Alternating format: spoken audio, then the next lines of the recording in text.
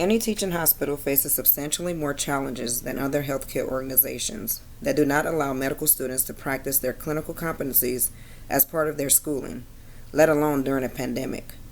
Now add this factor to that equation. The same HCO serves a demographic group that is partially immigrant and poor working class minorities. With an unpredictable and unprecedented influx of patients, shortages of personal protective equipment, ventilators, medical staff, and hospital beds, it is not difficult to understand how in early spring of 2020, the Public City's Elmhurst Hospital in Queens, New York, felt overrun as it was the most overloaded and hardest hit hospital in the city. Elmhurst, already one of the busiest hospitals in the city, this pandemic blindsided the facility, causing high levels of stress and desperation to all staff hospital-wide, but especially to the staff on the front lines. A newly assigned CEO has moral, ethical, and professional duties to fulfill for the health and welfare of all patients and staff. This presentation will provide a blueprint of the steps necessary to achieve success in the realm of culture and ethics, and in the realm of managing internal and external constituent groups within the healthcare organization, with the purpose of steering the organization in the right direction during these turbulent times and even after the storm calms down.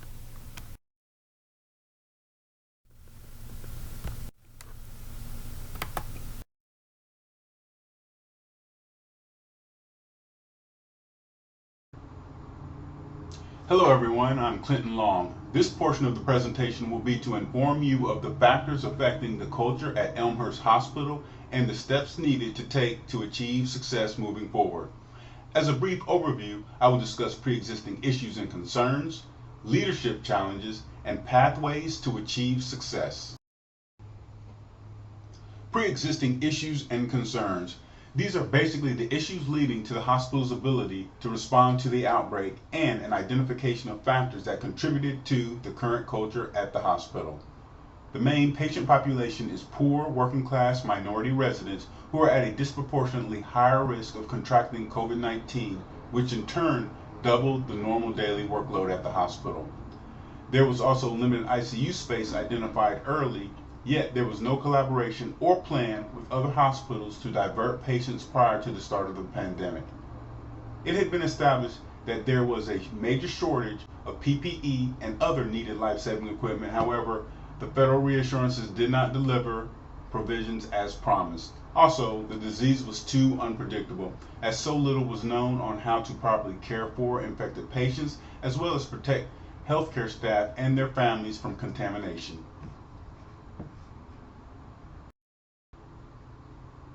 Leadership challenges. These are the issues the CEO must address and the mindset of the staff because of the pandemic.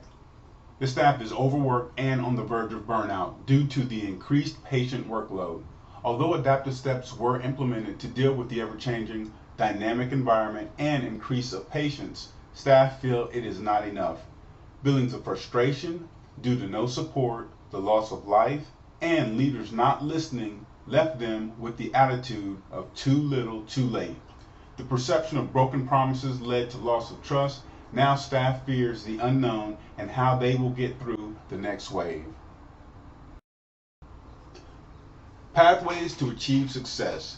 These are the specific steps needed to meet the challenges in the aftermath of the COVID-19 pandemic and how the CEO will maintain a transformational culture committed to safety. The CEO must influence the governing board to get back to the basics by focusing on 4 of the 6 functions of cultural leadership. First, promoting shared values will lead to a celebration of the exceptional efforts of staff during the crisis. Second, empowering associates by facilitating that they work on performance improvement teams to develop better healthcare strategies based on lessons learned during the pandemic. Third, communicating with associates will be accomplished through increased grounding. This will let the staff know that their leaders are present and fully engaged in addressing their concerns. And finally, supporting service excellence by formally recognizing staff with rewards. This will demonstrate how valuable they are and that their hard work and sacrifices did not go unnoticed. An example would be paid vacations for all staff directly involved in some aspect of managing the pandemic related to patient care. Just to recap, I discussed in detail pre-existing issues and concerns, leadership challenges, and pathways to achieve success regarding the culture at Elmhurst Hospital. I will be followed by Paula. Good afternoon. My name is Paula Hosier, and I'll be presenting to you the ethical concerns faced by Elmhurst Hospital Center during their response to COVID-19. The topics of discussion will include the uncertainty faced by staff, leadership, and patients, steps needed to safeguard, protect, and support our staff and patients, as well as how we're planning for various levels of care.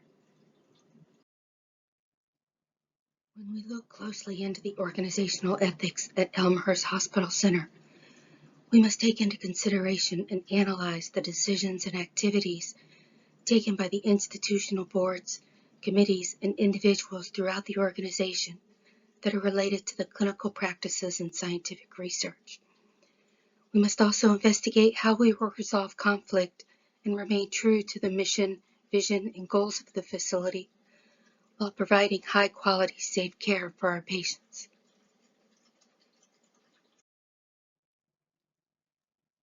The primary concerns for the leadership when addressing their preparation and response to the COVID-19 pandemic centers around the need to evaluate and change operations, to address changing conditions, new requirements, limited resources, and reactions to shifting ethical demands and anxieties amid staff as they care for patients. In addition to the uncertainty faced by staff, leadership, and patients, we need to define the steps that need to be taken to safeguard, protect, and support our patients and staff, as well as plan for the various levels of care that will be required. The first ethical dilemma that I, as the new CEO, will have to face would be managing the uncertainty that comes about during such ambiguous times. There are multiple issues that we as an organization will have to factor into our day-to-day operations. These include staffing levels and testing, among others. To care for our patients, the leadership must ethically and adequately ensure that we schedule and maintain staff that have the proper training and skill set to care for our patients that have such serious health conditions. In addition, we must ensure that we maintain an adequate level of testing supplies, that they are ready and available for use at all times, and that the results of these tests are provided to the patients in a timely manner. Fatigue, anxiety, and depression that the staff will face when coping with patient deaths, long hours, exhaustion, and the stress that comes from all these factors would be an additional ethical predicament that we as the hospital leadership must plan for. It is well known that the rate of suicide for healthcare workers is higher than that of the general population. But during the reaction to a pandemic, these rates can go even higher, thus emphasizing the importance of adequate delivery of mental health services to our healthcare workers. Excessive hours and shorter lengths of time between shifts due to inadequate staffing will also be an issue. Finally, there's the matter of ensuring that all patients' care needs are met around the clock, providing the right care to the right patient at the right time.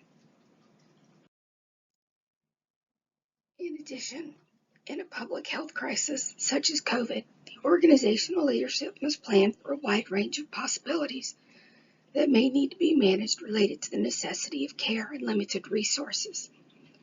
Some of the concerns that will arise will originate from the limited amounts of equipment in the form of the number of hospital beds, ICU beds specifically, ventilators, as well as the availability of personal protective equipment, or PPE.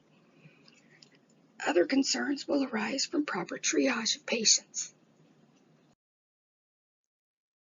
Finally, there are multiple actions that will need to be taken to ensure that the patients receive the appropriate level of care and that the provided care does not diminish in quality or safety. It is vital to the organization and to the community we serve that steps are taken to endure this health crisis while maintaining the reliability and safety of the staff.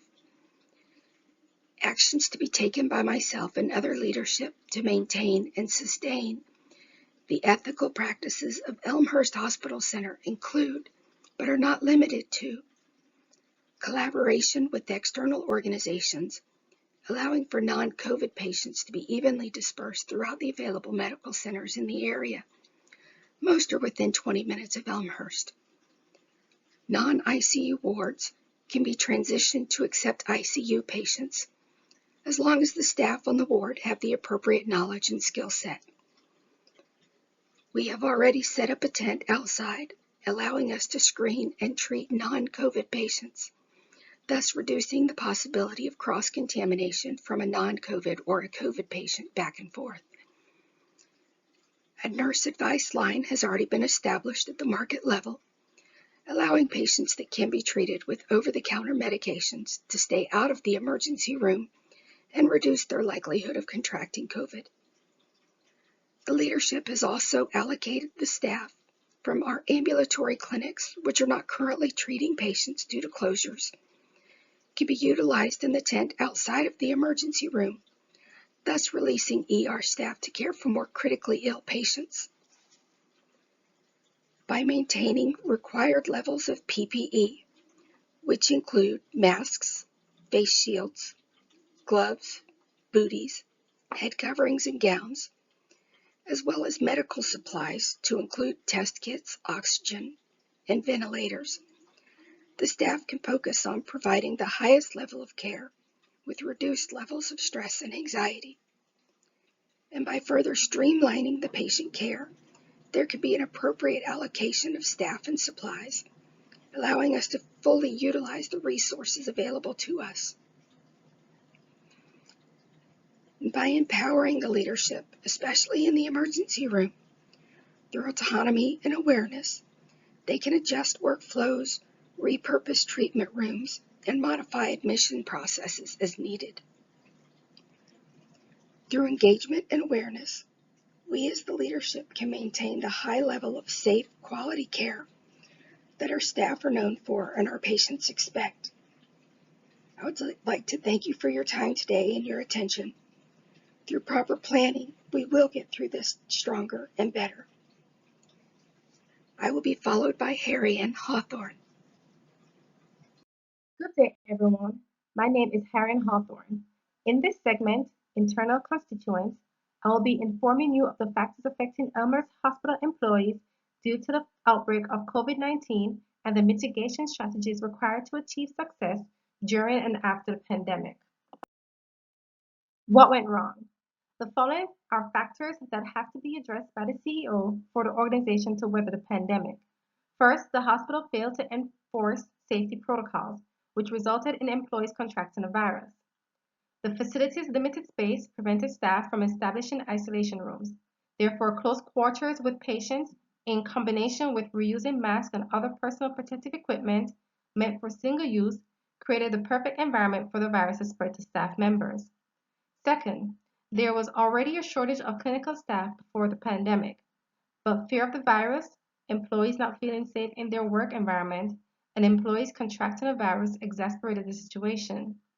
In short, the staff was overwhelmed with the number of patients requiring care. The immense amount of patients led to the medical staff being unprepared to provide care, which resulted in teams finding patients dead in their rooms. It was clear from the start that clinical teams were overwhelmed and could not manage or provide the quality care that patients deserve. In addition to being understaffed, the hospital also experienced critical shortages in multiple medications, protective equipment, and cleaning products. Finally, lack of direction, fear of the unknown, and having to make life or death decisions led to the deterioration of the mental and physical well-being of employees and the overall morale of the hospital. Why did things go wrong? Most of the challenges experienced could have been prevented or appropriately mitigated if the lessons learned from China were analyzed and used to formulate strategic plans. Poor planning and lack of communication with frontline employees was the instigating factor to most of the difficulties experienced by the staff. The way forward to achieve success. As hospital resources continue to be drained by infected individuals, Decisive action needs to be taken to see the hospital through this health crisis to life after the pandemic. Success can be achieved if the CEO and the governing board focus their time and effort on improving 2 out of the 5 functions of clinical organizations, along with supporting service excellence. The first of the 2 functions is ensuring that all treatment and care is safe, effective, patient-centered, timely, efficient, and equitable. This means updating and maintaining protocols, maintaining logistic support, and ensuring patient and provider safety by minimizing risk. Second, improve clinical performance and population health. This has to be implemented as it is through measuring and benchmarking clinical outcomes and processes that opportunities for improvement are identified and corrected. Finally, without clinical and logistic staff, the organization would fail. Therefore, it is crucial to support service excellence by providing associates with the resources they need. The following are potential disruptions to achieving success. Another extreme spike in infection rates that decimates hospital resources, manufacturers' inability to produce supplies and equipment fast enough, continued loss of workforce due to employees contracting the virus. Next is External Constituents by Dunette Moffett.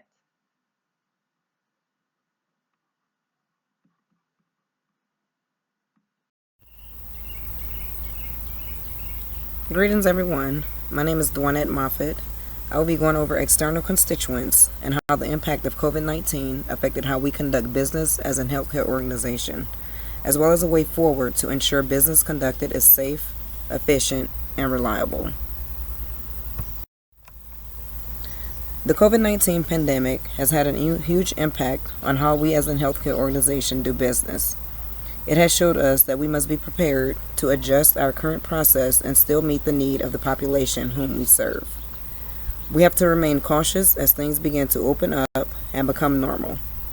This will protect everyone in the organization. We must be able to do this while keeping everyone we serve and do business with in mind.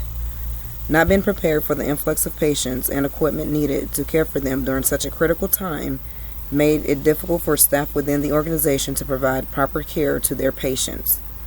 The outbreak had a negative effect on vendors, patients, and community organizations.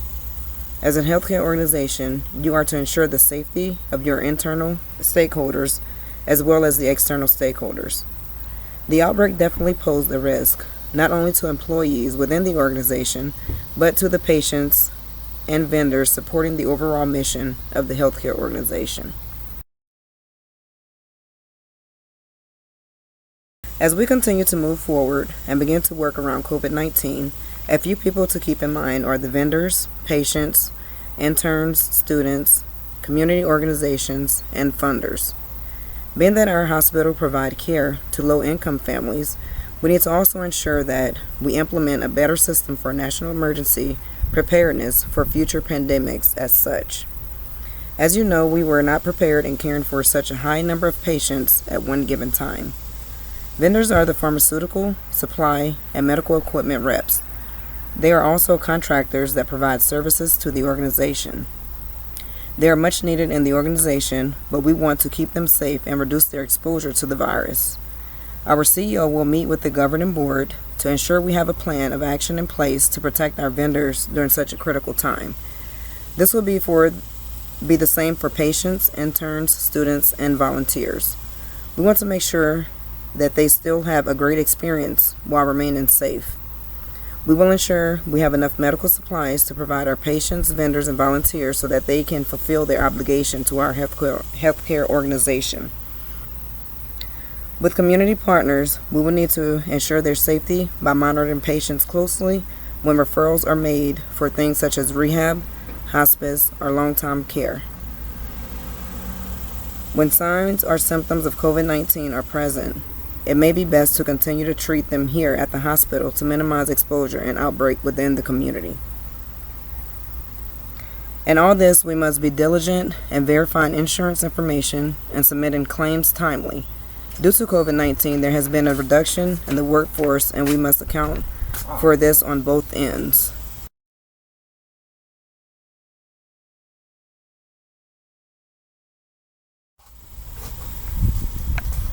Moving forward, it will be important to address challenges early on, especially when it comes to patient access, supplies, and billing. We will want to be sure that there is no delay in care. As an organization, we will continue to monitor state and local government recommendations and make adjustments as need be. To define success, we will monitor the hospital-acquired infections to ensure no outbreaks occur. We will monitor the billing processes, continue to monitor satisfaction reports, as well as encounters and appointment availabilities.